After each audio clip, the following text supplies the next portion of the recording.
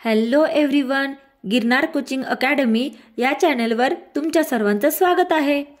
आज आपण बुद्धिमत्ता चाचणी म्हणजेच रिझनिंग मधील एक नवीन टॉपिक चालू करत आहोत। तर समान संबंध म्हणजेच काय एनालॉजी या टॉपिकला आपण चालू करूया। बऱ्याच स्पर्धा परीक्षांमध्ये या टॉपिकवरती प्रश्न विचारले जातात। तर समान संबंधामध्ये कशावरती प्रश्न विचारले जातात तर संख्या, वर्ण किंवा शब्द या चार मेन टॉपिकवरती प्रश्न विचारले जातात। आता काय असतं समान संबंध म्हणजे चार पद असतात। पहिल्या पदाचा दुसऱ्या पदाशी संबंध, सपोज ए चा बी शी काहीतरी संबंध आहे तर सी चा संबंध असणारी इथली संख्या काय, किंवा ह्याच्या इथे संख्या असेल, वर्ण असेल, संख्या वर्ण या दोघांचं कॉम्बिनेशन असेल किंवा एखादा शब्द असेल आणि खाली आपल्याला चार ऑप्शन्स दिलेले असतात। म्हणजे काय, हे पहिलं पद आणि दुसरं पद या दोघांचा एकमेकांसोबत काहीतरी संबंध असतो। तो संबंध या सी आणि येणाऱ्या संख्येमध्ये असतो, म्हणून याला समान संबंध म्हणतात। कारण हा जो संबंध आहे तोच आपल्याला इथे काय येईल तेच लॉजिक वापरून इथे काय येईल ते शोधायचं असतं। आणि त्याच्यामध्ये हे चार टॉपिक दिलेले असतात। या वेगवेगळ्या संख्या वर्ण किंवा शब्द याच्यावरती प्रश्न पडतात। मग काय असतं तो लॉजिक असतं, एकतर वर्ग संख्या असतात, घन संख्या असतात किंवा मूळ संख्या असतात, बेरीज वजाबाकी असं काहीतरी लॉजिक असतं। आपण उदाहरणा थ्रू बघूया की कसं सॉल्व्ह करायचं। एक एक्झाम्पल घेऊ। फर्स्ट क्वेश्चन बघूयात आपण। 27, 54 तर 63 आणि काय क्वेश्चन मार्क दिलाय। म्हणजे 27 आणि 54 यामध्ये काहीतरी लॉजिक आहे, संबंध आहे आणि तोच सेम संबंध म्हणजे पहिलं पद आणि दुसऱ्या पदामध्ये जो संबंध आहे तो संबंध हा तिसरं पद आणि हे क्वेश्चन मार्कच्या जागी येणाऱ्या चौथ्या पदामध्ये असणार आहे। आणि आपल्याला हे खाली चार ऑप्शन्स दिलेत। तर पहिलं पद काय आहे आपलं 27 आणि दुसरं आहे 54। आपल्याला बघता क्षणी काय कळतंय इथे काय लॉजिक वापरेल तर गुणाकाराचं लॉजिक आहे। 27 गुणिले 2 किती येतं, 27 ची दुप्पट असते 54। मग सेम हेच लॉजिक आपण इथे वापरायचं। या 63 ची दुप्पट करायची म्हणजे 63 गुणिले 2 ते किती येतं 3 दुनी 6 आणि 6 दुनी 12 म्हणजे 126। म्हणजे आणि ऑप्शन मध्ये आहे का 126, हो म्हणजे आपलं लॉजिक बरोबर आहे। उत्तर काय येणार 126। म्हणजे थोडक्यात काय, जे पहिल्या पदाचा दुसऱ्या पदासोबत संबंध आहे या दोघांमध्ये जे लॉजिक आहे सेम तेच या येणाऱ्या तिसऱ्या पदाचं चौथ्या पदासोबत असतं आणि या लॉजिकने आपण याचा आन्सर काढतो। नेक्स्ट क्वेश्चन बघूया। 17, 37 तर 65 ला इथे काय येईल क्वेश्चन मार्क विचारले। म्हणजे ही एक जोडी दिली 17 आणि 37 ची, तर 65 आणि इथे काय येईल असं विचारले आणि हे खाली आपल्याला चार ऑप्शन्स आहेत।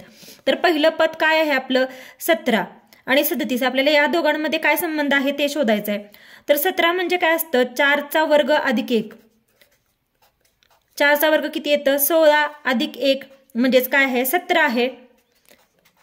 आणि 37 म्हणजे काय आहे 36 अधिक 1 आणि 36 कशाचा वर्ग असतो 6 चा वर्ग म्हणजे 6 चा वर्ग अधिक 1, 6 चा वर्ग 36 अधिक 1 किती 37। म्हणजे थोडक्यात काय 4 चा वर्ग केलाय अधिक 1 केलंय, 6 चा वर्ग केलाय अधिक 1 केलंय। मग सेम म्हणजे 4 आणि 6 मध्ये कितीचा फरक आहे 2 चा फरक आहे। सेम आपण तेच लॉजिक इथे लागते का बघूया। आता 65 म्हणजे काय 8 चा वर्ग अधिक 1 म्हणजे 8 चा वर्ग येतो 64 अधिक 1 म्हणजे किती आहे 65। मग इथे काय केलंय या 4 मध्ये अधिक 2 केलंय म्हणून आपण या 8 मध्ये पण काय करूया अधिक 2 करूया। मग 8 अधिक 2 10, मग 10 चा वर्ग अधिक 1 करू, 10 चा वर्ग किती येतो 100 आणि 100 अधिक 1 किती 101। म्हणजे सेम इथे वर्ग करून अधिक 1 केलंय, नंतर पुढच्या 2 नंबरची संख्या घेतली सेम तसं इथे 8 चा वर्ग अधिक 1 65 येतं आणि 8च्या पुढची संख्या 2 नंबर 10, मग 10 चा वर्ग अधिक 1 किती 101 म्हणजे आपलं उत्तर काय ऑप्शन नंबर 3। नेक्स्ट क्वेश्चन बघूया। 63 आणि 16 ही एक जोडी दिली आहे, तर 96 ला किती आणि हे चार आपल्याला खाली ऑप्शन्स दिलेत। तर आता हे पहिलं पद आहे 63 आणि दुसरं आहे 16, यामध्ये काय लॉजिक आहे ते आपल्याला शोधायचं आहे। तर पहिलं पद काय आहे 63 म्हणजे काय असतं 9 आणि 7 चा गुणाकार, 9 7 63 आणि 16 म्हणजे काय आहे याच 9 आणि 7 ची बेरीज म्हणजे दोन संख्यांचा गुणाकार म्हणजे पहिलं पद आहे। म्हणजे 9 आणि 7 चा गुणाकार हे पहिलं पद आणि सेम याच दोन संख्या 9 आणि 7 ची बेरीज म्हणजे 16। आता हेच लॉजिक आपण ह्या संख्यामध्ये लागतं का बघूया। 96 म्हणजे काय असतं कशाचा गुणाकार 12 गुणिले 8, 12 8 96। मग ही जी येणारी संख्या आहे ती संख्या पहिल्यांदा गुणाकार केलाय आणि त्याच दोन संख्येची परत काय केली, बेरीज. म्हणून आपण इथे बेरीज करून बघू. मग 12 अधिक 8 किती येतं, तर 20. म्हणजे आपली येणारी ही चौथं पद काय आहे, चौथी संख्या काय, तर 20. ऑप्शनमध्ये आहे का, हो. म्हणजे आपला आन्सर बरोबर आहे. ऑप्शन नंबर 4 20 हे झालं आन्सर. नेक्स्ट क्वेश्चन बघूया. समान संबंधावरचे एक्झाम्पल सोडवणं खूप इझी असतं. फक्त आपल्याला पटकन लॉजिक सापडलं पाहिजे काय आहे. आणि बऱ्याच वेळेला तर ऑप्शनवरून देखील आपल्याला लॉजिक काढता येतं. म्हणून हे अशा प्रकारचे क्वेश्चन स्किप नाही करायचे, हे सोडवायला खूप इझी असतात. हा प्रश्न बघूया आपण.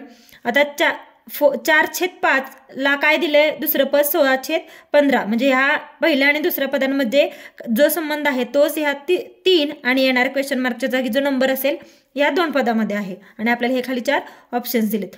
तर आता 4/5 चा 16/15शी काय संबंध आहे, तर 4/5 किती पट म्हणजे 16/15 येतंय. म्हणजे 4/5 ला कितीनी गुणलं की 16/15 येतं, 4/3 पट. म्हणजे बघूया आपण 4/5 किती पट म्हणजे कितीने गुणल्यावर येतंय, तर 4/3 गुणल्यावर. बघूयात. 4 चौक 16 आणि 5 त्रिक 15. तेच दिलं इथे आपल्याला. किती दिले, 16/15. म्हणजे किती पट आहे, 4/3 पट. म्हणजे पहिल्या पदाचं दुसऱ्या पदाची पहिल्या पदाला 4/3 गुणल्यावर येतं दुसरं पद. म्हणून सेम हेच लॉजिक आपण इथे वापरू.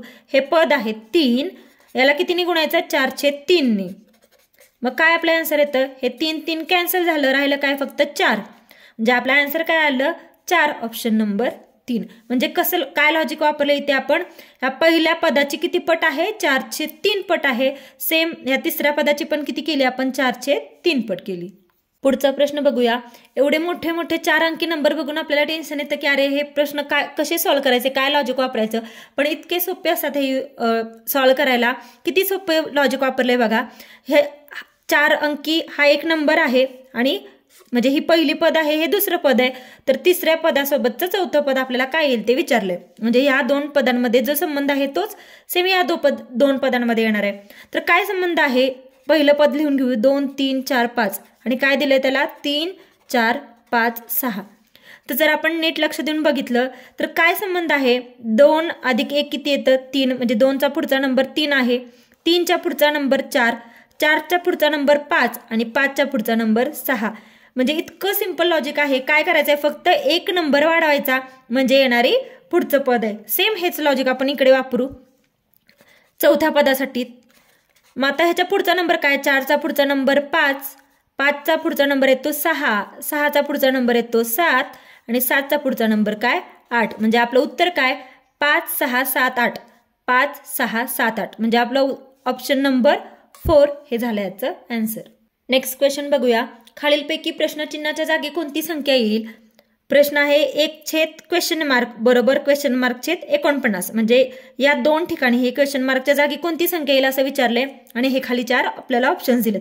आपल्याला माहिती जेव्हा असं बरोबर चिन्ह असतं म्हणजे दोन्ही बाजू समान असतात तेव्हा आपण कसं करतो, सपोज A/B = C/D आहे.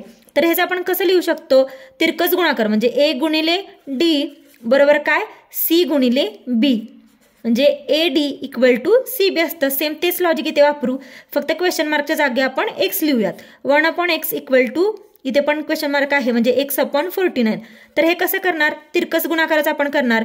म्हणजे 1 गुणिले काय येणार, 49 बरोबर हे x गुणिले x.